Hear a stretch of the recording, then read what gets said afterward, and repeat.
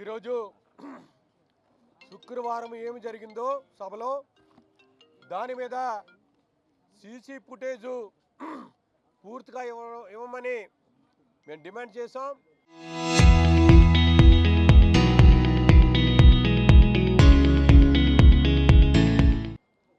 అదే చైర్మన్ గారి ఛాంబర్ దగ్గర ధర్నా కూడా చేసాం. ఉదయం మేము చైర్మన్ గారిని కలిసినప్పుడు చాలా బాధపడుతూ వారు చాలా ఆవేదనకు గురయ్యారు.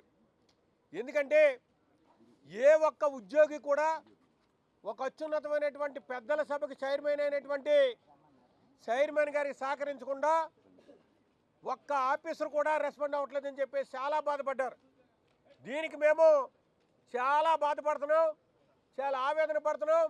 ఇది కేవలము చైర్మన్ గారు కేవలం దళిత వ్యక్తుడు కాబట్టి వారిని అగౌరవపరుస్తున్నారని మేము భావిస్తున్నాం.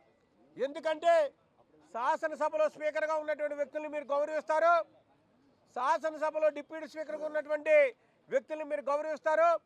మరి అదే సందర్భంలో ఒక అత్యున్నతమైనటువంటి పెద్దల సభకి చైర్మన్గా ఉన్నటువంటి వ్యక్తిని మీరు కేవలం దళితుడనే ఉద్దేశంతో గౌరవించట్లేదంటే ఇది ప్రజాస్వామ్యమో, ఇది అన్యాయమని మేము ప్రశ్నిస్తున్నాం.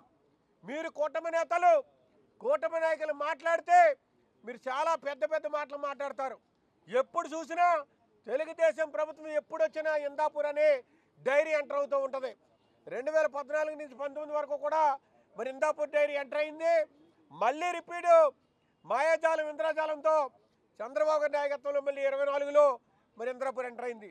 ఈ అన్నిటిని మేము చర్చ కోరుతుంటే రావట్లేదు. కానీ చైర్మన్ గారిని అగౌరవపరుస్తూ మేము ఏదైనా అడుగుతుంటే దానికి సమాధానం కూడా ఇవ్వకుండా చేస్తున్నారంటే దళితుల పట్ల ఈ కూటమి ప్రభుత్వానికి ఎంత వివక్షత ఉందో మరి అర్థమవుతుందని చెప్పి సందర్భంగా మనవి చేసుకుంటూ, అయినా మీరు ప్రజాస్వామ్యాన్ని కాపాడండి, ప్రజల యొక్క విలువలను కాపాడండి, శాసన మండలి సభ్యుల యొక్క విలువలను కాపాడండి, శాసన మండలి చైర్మన్ గారి యొక్క విధి విధానాలను కాపాడమని చెప్పేసి మేము డిమాండ్ చేస్తున్నాం. లేకపోతే భవిష్యత్తులో మేము ఇంకా మరింత ఉద్యమం చేయడానికి సిద్ధంగా ఉంటామని చెప్పి తెలియపరుస్తున్నాం.